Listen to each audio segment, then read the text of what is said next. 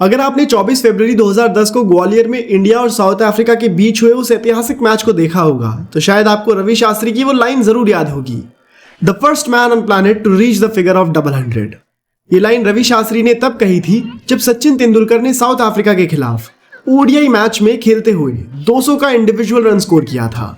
इस रिकॉर्ड के बनने के बाद लोगों को यह लगने लगा था कि डबल सेंचुरी क्रिकेट जगत का एक ऐसा रिकॉर्ड है जिसे तोड़ना लगभग असंभव होगा। लेकिन वो कहते हैं ना कि क्रिकेट में तो रिकॉर्ड बनते ही टूटने के लिए हैं। सचिन के बाद देश और विदेश के कई खिलाड़ियों ने दोहरे शतक के आंकड़े को पार किया और अपना नाम भी इस रिकॉर्ड के लिस्ट में दर्ज करवाया। और इन्हीं नामों में से एक भारतीय नाम था रोहित शर्मा का, जिन्होंने सचिन तेंदुलकर के दोहरे शतक के रिकॉर्ड के आंकड़े को तो तोड़ दिया। लेकिन मजे की बात यह है कि आज तक भी रोहित शर्मा का रिकॉर्ड कोई दूसरा खिलाड़ी नहीं तोड़ पाया है। 2 नवंबर 2013 को रोहित शर्मा ने ऑस्ट्रेलिया के खिलाफ जब 209 रन की पारी खेली तो दोहरा शतक लगाने वाले बल्लेबाजों की लिस्ट में वो तीसरे नंबर पर थे। और इतने रन बनाने के बावजूद भी रोहित शर्मा भी रन्स के मामले में वीरेंद्र सहवाग से पीछे थे, क्योंकि साल 2011 में वीरेंद्र सहवाग वेस्टइंडीज के खिलाफ 219 रन की पारी खेलकर पहले ही सचिन के आंकड़े को पार कर चुके थे।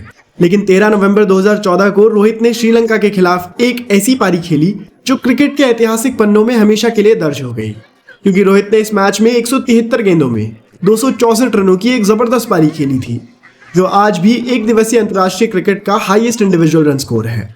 और सबसे कमाल की बात तो यह है कि इसके 3 साल बाद यानी कि 2017 में रोहित शर्मा ने एक और दोहरा शतक मारते हुए 3 दोहरा शतक मारने का रिकॉर्ड भी अपने नाम कर लिया। लेकिन सबसे बड़ा सवाल यह है कि आखिर इन मुकामों को हासिल करने वाले इस भारतीय खिलाड़ी की जर्नी कैसी रही, क्योंकि वो कहते हैं ना कि आपको मुकाम कैसा मिलेगा ये उस बात पर निर्भर करता है कि आपका सफर कैसा था। और दोस्तों बिल्कुल आज की इस वीडियो में हम रोहित शर्मा के उसी सफर के बारे में जानेंगे जिसकी वजह से वो आज इतने सफल क्रिकेटर बने हैं। तो रोहित शर्मा, जिनका पूरा नाम रोहित गुरुनाथ शर्मा है, उनका जन्म 30 अप्रैल 1987 को महाराष्ट्र के नागपुर डिस्ट्रिक्ट में बंसोड नाम की एक जगह पर एक लोअर मिडिल क्लास फैमिली में हुआ था। रोहित के पिता का नाम गुरुनाथ शर्मा है और वो एक ट्रांसपोर्ट फर्म स्टोर हाउस में केयर टेकर का काम करते थे। वैसे तो रोहित का जन्म नागपुर में हुआ था, लेकिन उनकी परवरिश मुंबई के डोंबिवली में उनके अंकल और ग्रैंड पेरेंट्स के द्वारा की गई थी, जिनके बारे में जिक्र करते हुए रोहित शर्मा कहते हैं कि it was difficult at the beginning to be away from my folks, but my uncles and grandparents took good care of my needs as far as possible. Cricket में रोहित की रुचि को देखते हुए वर्ष 1999 में उनके अंकल ने अपने पैसों से रोहित का दाखिला एक क्रिकेट कैंप में करवाया, जिस कैंप में जो कोच थे उनका नाम था दिनेश लाड। कैंप में दाखिला करवाने के बाद दिनेश लाड ने रोहित शर्मा को यह सलाह दी कि उन्हें अपना enrolment Swami Vivekananda international school और जूनियर कॉलेज में करवा लेना चाहिए, क्योंकि स्कूल में रोहित शर्मा के पुराने वाले स्कूल से ज्यादा फैसिलिटीज थी, विशेषकर क्रिकेट के मामले में। लेकिन रोहित के पास तो एनरोलमेंट करवाने और फीस देने के लिए पर्याप्त पैसे ही नहीं थे, इसीलिए उन्होंने एनरोलमेंट करवाने से मना कर दिया। लेकिन जैसा कि सर्वपल्ली राधाकृष्णन ने कहा था कि सच्चे शिक्षक वही होते हैं जो हमें खुद के लिए सोचने पर मदद करते हैं। आपको जानकर हैरानी होगी कि उनके कोच ने उनको स्कॉलरशिप दिलवाई और पूरे 4 सालों में रोहित को एक भी रुपए स्कूल में पे करने की जरूरत नहीं हुई। और सबसे कमाल की बात तो यह थी कि क्रिकेट के क्षेत्र में रोहित के प्रदर्शन में काफी सुधार हुआ और वो एक ऑफ स्पिनर के तौर पर क्रिकेट खेलने लगे। क्योंकि वो एक बॉलर के तौर पर मैच में भाग लेते थे, इसीलिए उन्हें 8वें स्थान पर बल्लेबाजी करने का मौका मिलता था और ये सिलसिला काफी समय तक चलता रहा।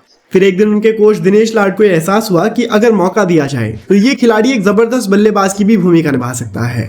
और अचानक कुछ ऐसा हुआ कि 8वें नंबर पर बैटिंग करने आने वाले रोहित शर्मा को ओपनिंग करने का मौका दिया गया और ओपन करते हुए रोहित शर्मा ने उम्मीदों से बढ़कर काफी प्रभावशाली परिणाम दिए। रोहित की इस रियल लाइफ स्टोरी से आप बहुत आसानी से समझ सकते हैं कि आपकी सफलता के लिए कितना जरूरी है कि आपको एक सही मेंटोर और टीचर मिले जो आपको हर कदम पर गाइड कर सके। चाहे वो सचिन तेंदुलकर हो या फिर रोहित शर्मा, सफल होने के लिए एक सही मेंटोर का होना बहुत जरूरी है।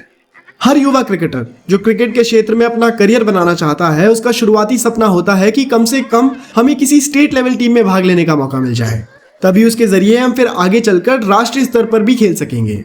और बिल्कुल इसी सोच के साथ रोहित शर्मा ने मार्च 2005 में अपने डोमेस्टिक क्रिकेट करियर का डेब्यू सेंट्रल जोन के खिलाफ किया, जो कि देवधर ट्रॉफी टूर्नामेंट की एक टीम है। इस मैच में वेस्ट जोन टीम की तरफ से 8वें नंबर पर खेलते हुए रोहित ने 31 रन नॉट आउट का योगदान अपनी टीम को दिया।